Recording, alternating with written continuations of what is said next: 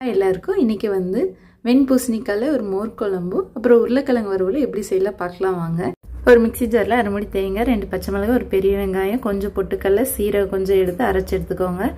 Stove on பண்ணி ஒரு கடாயில் கட் பண்ணி வச்சிருந்த வெண்பூசணி ஆட் பண்ணி கொஞ்சம் மஞ்சத்தூள் ஆட் பண்ணி அரை டம்ளர் தண்ணி ஊற்றி நல்லா கொதிக்க விடுங்க. நல்லா வந்ததும் இப்போ அரைச்சி வச்சிருந்த பேஸ்ட் எடுத்து ஆட் பண்ணிடுங்க. இப்போ ஒரு கப் கெட்டியான மோர் எடுத்து அதை வந்து நல்லா மிக்ஸ் பண்ணிவிட்டு நல்லா கொதி விடுங்க. இப்போது 2 டேபிள் ஸ்பூன் தேங்காய் எண்ணெய் ஊற்றி நல்லா தாளிச்சுட்ருங்க. மோர் குழம்பு ரெடி.